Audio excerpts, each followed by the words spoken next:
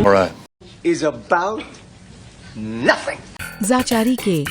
Hubbard calls Spokane Washington mayor and leaves a retarded message.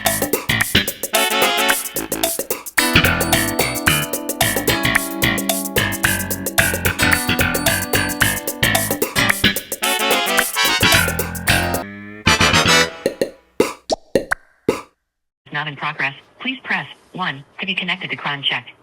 If you reside in the city of Spokane, press 2 to be connected to the Spokane Police Department. If you reside in the city of Spokane Valley, press 3 to be connected to the Spokane Valley Police Department. If you wish to obtain a copy of a report, please press 4. If you are inquiring about our civil paper process or the status of an eviction, press 5 to be transferred to our... I think I should press 5. 1. Zach should have pressed 5 for his geometriaholism. Civil Department. If you are looking for a collision report, please visit wsp.wa.gov on the web. For any other questions or to speak with an officer, please remain on the line. Press 9 if you would like to repeat this menu.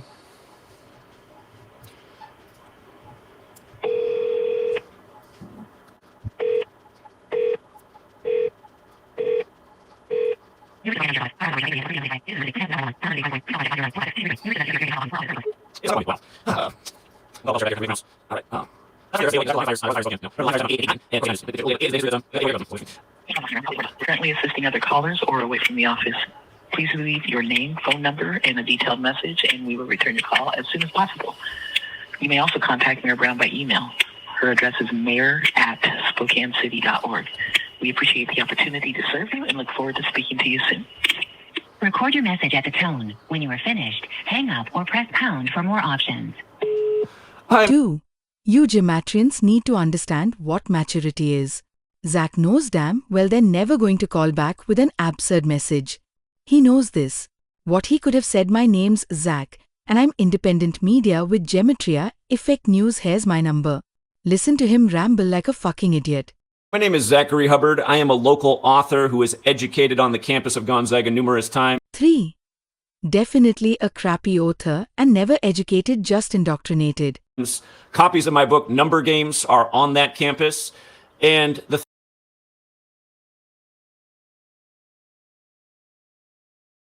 4.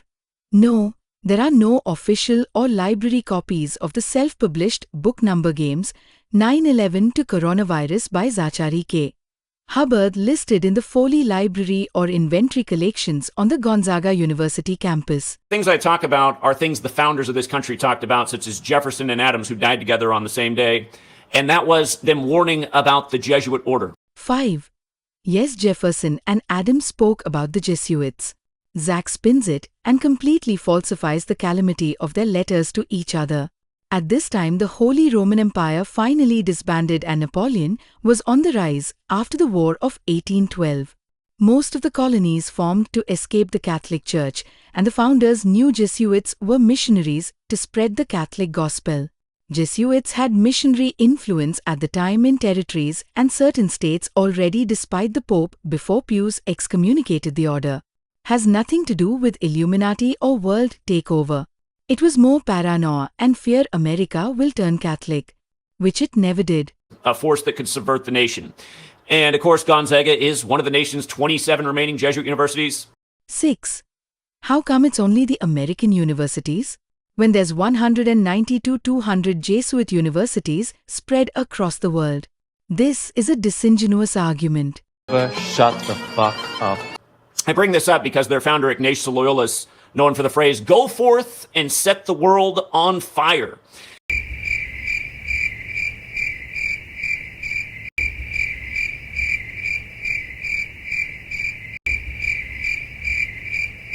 Seven. While widely attributed to Saint Ignatius of Loyola as an unofficial motto, historical records show he never actually said or wrote, "Go forth and set the world on fire." It is a popular misquote. Origin of the Fraserly roots. The closest historical link comes from Father Olivier Magnierz, an early Jesuit who knew Ignatius personally. Magnierz used a similar sentiment when talking to departing missionaries, telling them to set things ablaze. Biblical connection. The phrase mirrors Luke 12:49, where Jesus says, "I have come to bring fire on the earth, and how I wish it were already kindled." And the funny thing is here we are, it's August 4th. All of the national news is focused on the supposed perp who set the fire, the guy with the one Facebook friend and one Facebook post, which shows him in a t-shirt that says Italy, like where the Jesuits are headquartered out of. And his name is Aaron Forrest Farinacci, when Farinacci is a common name for a baker in Italy. Forrest set the forest fire. But anyway, what I educate about is this ancient forgotten practice of coding numbers into words. And the name Aaron Forrest Farinacci equates to 137. And here we are on the 137th anniversary of the Great Spokane.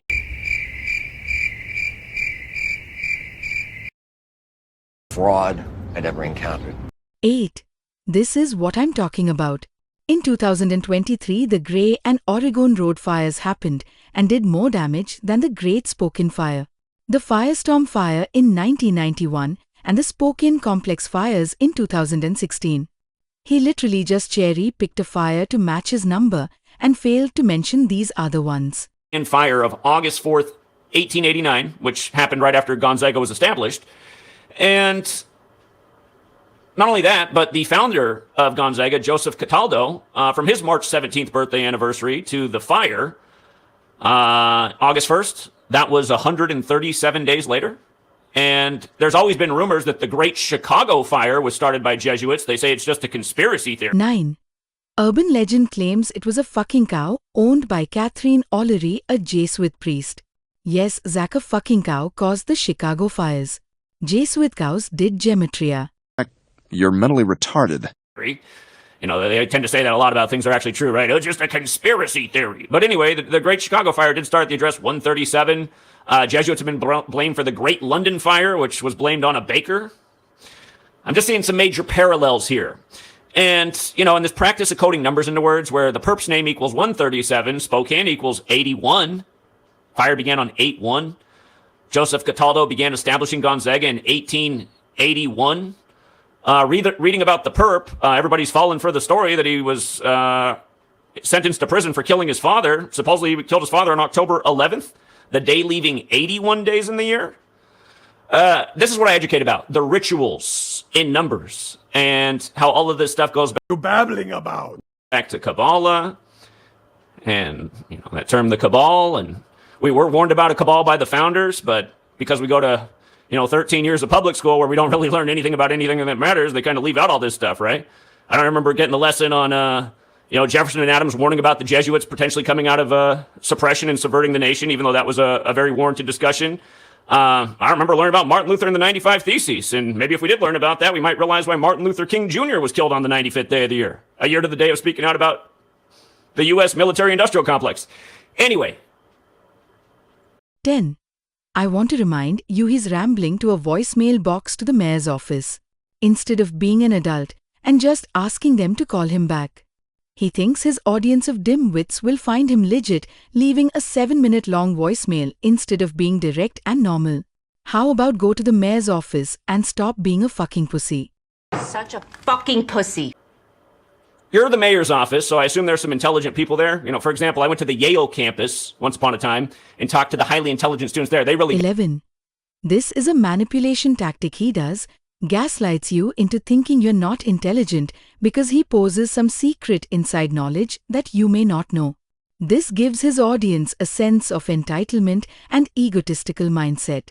Only a narcissist would construct a maneuver this way to claim not only he's the smartass in the room, but everyone else that uses his tactic is smarter than those who do not know.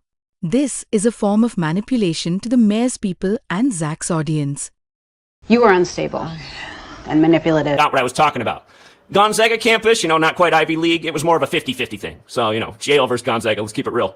But the point is, intelligent people get this, so I would hope there's intelligent people working in the mayor's office, and my words are not landing on deaf ears. Because it's quite obvious what really happened here. I don't think the guy with one Facebook... 12. You don't explain anything to them. All you said was some number patterns and second-grade cryptography. Zach rather waste time for these people to listen to him make a bunch of incorrect claims than stop the fires. This is disruptive, and it's not a good way to get a message. Go Spokane and be a man and speak out at the mayor's office. Fucking bitch. Such a bitch. Friend in one Facebook post with an image of him with a a dookie eating grin, if you catch my drift, with his Italy t-shirt on. I don't think that's who did it, Mr. Forrest. By the way, there's a hot-selling book in the area right now, Prosser on Fire, about the man who killed Judge James Lawless back in '74.